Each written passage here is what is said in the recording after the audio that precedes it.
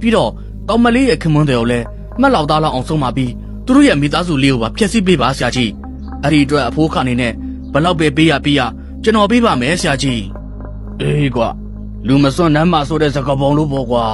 တရားသုံးနည်းလမ်းဖြင့်လုံးလို့မရတာတွေကိုငါကအောက်လန်းနည်းနဲ့ပါဝင်ကူညီပေးရမှာပေါ့ဒါပေမဲ့အဖိုးခအနေနဲ့တော့မင်းပေးစရာမလိုပါဘူး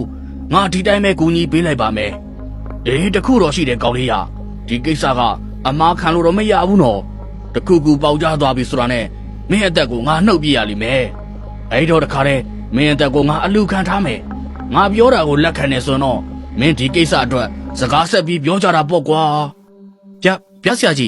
ကျွန်တော်ရဲ့အသက်ကိုတောင်ပေးရမှာလားဆရာကြီးကဟာ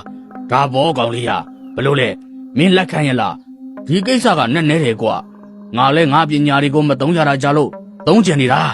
ာအဲ့ဒါကြောင့်မင်းစီကနေအခါကျင်းငွေမယူပဲလက်ခံလိုက်တာပဲကွာဟုတ်ကဲ့ပါဆရာကြီးဒါဆိုရင်လည်းမထူပါဘူးဗျာလောက်တာလောက်လိုက်တော့ဆရာကြီးကောင်မလေးကျုပ်စီကိုရောက်လာဖို့နဲ့သူတို့မိသားစုလေးပြည့်စည်သွားတာမြင်ရရင်ကျုပ်ကျေနပ်ပါပြီကျုပ်ပိုင်စံသမျှအရာတွေအားလုံးနဲ့လဲနိုင်ပါလေဗျာဦးမောင်လုံးရဲ့စကားဆုံးမှာတော့အောက်လန်းဆရာကြီးဦးထေဝါဟာအောက်လန်းကာတာတစ်ခုကိုစတင်ရွတ်ဖတ်လိုက်တယ်ဗျာဒုက္ခမှာတော့အောက်လန်းဆရာကြီးရဲ့ရှေ့မှာအဝါရောင်မီးလင်းတန်းတစ်ခုစတင်ထွက်ပေါ်လို့လာပါတော့တယ်အဲ့ဒီမီးလင်းတန်းကြီးဟာတရေမာတကောင်ရောက်ရှိလာတာဖြစ်ပြီးသိမကြခင်မှာပဲထိုလင်းတန်းကနေပြီးတော့တရေမာတကောင်ဟာစူးစတဲ့အတန်းနဲ့ကျင်းနဲ့အော်လိုက်ရင်ထွက်ပေါ်လို့လာပါတော့တယ်တရေမာအောင်မြင်လိုက်ရတဲ့ခါမှာတော့ဦးမောင်လွင်လည်းအနေငယ်ကြောက်လန့်သွားပြီးအနောက်ကိုတွန့်ဆုတ်သွားခဲ့တယ်ဗျာခရီးပန်းတွေကိုခေါင်းမှာပန်ဆင်ထားတဲ့တရေမာကြီးဟာကြောက်စရာကောင်းတဲ့မျက်လုံးအစုံနဲ့အတူအောက်လန်းဆရာကြီးကိုကြည့်ရင်အောက်လန်းဆရာကြီးဦးထေဝစီကနေထွက်ပေါ်လာမဲ့မိန့်တန်တွေကိုစောင့်စားလို့နေခဲ့တော့တယ်ထုံးနောက်မှာတော့အောက်လန်းဆရာကြီးဦးထေဝဟာတရေမာကိုစိုက်ကြည့်လိုက်ပြီးအခုတော့စတင်အမိန်ပေးလိုက်တယ်ဗျာအေးကွာဟေးတရေမာနင်အခုတော့ရောက်လာပြီပေါ့ငါနင်းကိုအလုပ်တစ်ခုပေးမယ်ဒီအလုပ်ကိုအောင်မြင်သွားရင်ငါနင်းကိုအမဲသားတပိတ်သားတိတိကျွေးမယ်နင်လုံးရမယ်အလုပ်ကအခုဒီကောင်လေးပြောတဲ့အိမ်ထဲကိုသွားပြီး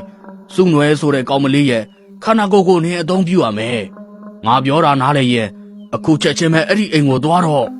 တရေမာလည်းအောက်လန်းဆရာကြီးဦးထေဝါရဲ့စကားတွေကိုတိတ်ဆိတ်ညင်သက်စွာနဲ့နားထောင်နေခဲ့ပါတယ်အောက်လန်းဆရာကြီးဦးထေဝါရဲ့စကားဆုံးမှာတော့တရေမာဟာအကွက်ကွက်တန်ကြီးနဲ့ထားတိုက်ကရေမောလိုက်တယ်ဗျာထို့နောက်မှာတော့တရေမာရဲ့ခန္ဓာကိုယ်ကနေအနီရောင်မီးလုံးကြီးတွေထွက်ပေါ်လာပြီးတော့တိတ်မကြခင်မှာပဲမီးလုံးကြီးတစ်ခုအဖြစ်ကိုပြောင်းလဲသွားကနေရာကနေပျောက်ကွယ်သွားခဲ့ပါတော့တယ်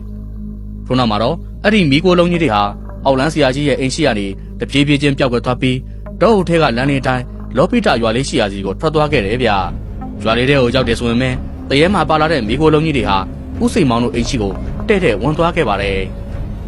်အိမ်လေးတဲ့ကိုရောက်တဲ့အခါမှာတော့မီးကိုငွေတွေဟာတရေမှာပုံစံပြောင်းလဲသွားခဲ့ပြီးတရေမှာလည်းဦးစိန်မောင်တို့မိသားစုလေးကိုစူးစိုက်ပြီးတော့ကြည်နေခဲ့တယ်ဗျာဦးစိန်မောင်တို့မိသားစုလေးကတော့ပြင်ပန်းဆင်းရဲစွာနဲ့တနေကုန်လှုပ်လှုပ်ထားရတာကြောင့်အိမ်မောကျလို့နေခဲ့ပါတယ်တရေမာကြီးဟာအခုလိုကြည့်ရှုနေစင်မှာပဲတရေမာရဲ့ဘေးနားကနေအဖြူရောင်ဝတ်စုံဝတ်ဆင်မြန်းထားတဲ့အဖိုးကြီးတယောက်ဟာရုတ်တရက်ပေါ်ထွက်လို့လာခဲ့ပါတော့တယ်အဖြူရောင်ဝတ်စုံကိုဆင်မြန်းထားတဲ့အဖိုးကြီးရဲ့ခန္ဓာကိုယ်မှာလည်းအလင်းရောင်များတောက်ပနေပြီးအဖိုးကြီးကလည်းတရေမာကိုကြည့်ကအခုလိုပြောလိုက်တော့တာပေါ့အလိုတင်ကဘာတူလဲဘယ်နဲ့ကိစ္စကြောင့်ဒီအိမ်နဲ့အထိဝင်လာရတာလဲဒီအိမ်ကငါစောင့်ရှောက်ပေးနေတဲ့အိမ်ပဲကွာအဲ့ဒီတော့အခုချက်ချင်းပဲဒီအိမ်ထဲကနေအမြန်ထွက်သွားပါအိမ်ဆောင်တဲ့အဖိုးကြီးကအခုလိုပြောဆိုနေခဲ့ပေမဲ့လည်းတရေမာတော့အိမ်ဆောင်တဲ့အဖိုးကြီးကိုနည်းနည်းလေးမှဂရုမစိုက်ခဲ့ဘူးဗျာထို့နောက်မှာတော့တရေမာဟာစွန့်ွယ်ရှိရာစီကိုဖြည်းဖြည်းချင်းပဲချင်းကပ်သွားခဲ့ပါတော့တယ်အောင်မအတော်အတင်ရဲတဲ့တရေမာပဲငါတလောက်တားနေတဲ့ခြားကအထဲထိဝင်သွားရဲတယ်ပေါ့ဟုတ်လားဒီတရေမာကဘသူအားကိုနဲ့လာပြီးမိုက်ပြနေရတာလဲဒီတရေမာဒီတခါတော့ငါနဲ့တွေ့ပြီပေါ့ကွာအိမ်ဆောင်တဲ့အဖိုးကြီးကလည်းအဲ့လိုပြောပြီးတော့ချက်ချင်းဆိုသလိုနေရာကနေပျောက်ကွယ်သွားခဲ့တယ်ဗျထို့နောက်မှာတော့တရေမရဲ့နောက်ကနေဝါကနေရုတ်တရက်ပြန်ပေါ်လာခဲ့ပြီးတရေမရဲ့ပခုံးကိုလှမ်းပြီးတော့ဆွဲလိုက်ပါတော့တယ်အဲ့နောက်မှာတော့အိမ်ဆောင်တဲ့အဖိုးကြီးဟာချက်ချင်းဆိုသလိုသူ့မှာရှိတဲ့စွမ်းအားတွေကိုအသုံးပြုပြီးတော့တရေမကိုစတင်တိုက်ခိုက်လိုက်တယ်ဗျဒါပေမဲ့လည်းတရေမကတော့ဘာမှဖြစ်မသွားတော့ပဲအိမ်ဆောင်တဲ့အဖိုးကြီးရှိရာစီကိုမျက်နှာလှည့်ပြီးကြည့်လိုက်ပါတယ်ထိုအခါမှာတော့အိမ်ဆောင်တဲ့အဖိုးကြီးလည်းအံ့ဩတုန်လို့သွားပြီးမျက်လုံးများလည်းပြူးထွက်လို့လာခဲ့တယ်ဗျတပြိုင်နက်တည်းမှာပဲဒေါသကြီးနေတဲ့မကောင်းဆိုးဝါးမိစ္ဆာမကြီးဟာသူ့ရဲ့ညာဘက်လက်နဲ့အင်းဆောင်တဲ့အဖိုးကြီးရဲ့ဘဲဘက်ပါကိုဖြောင်းကနဲ့မီအောင်ရိုက်ချလိုက်ပါတော့တယ်။လက်ဝါးရိုက်ချက်ရဲ့အဆုံးမှာတော့အင်းဆောင်တဲ့အဖိုးကြီးဟာကျမ်းပြင်ဘောကိုလဲကျသွားပြီးမကောင်းဆိုးဝါးမိစ္ဆာမကြီးကလည်းအင်းဆောင်တဲ့အဖိုးကြီးရဲ့ခန္ဓာကိုယ်ကိုသူမရဲ့ခြေထောက်များနဲ့ခြေစုံပေါက်လိုက်တယ်ဗျာ။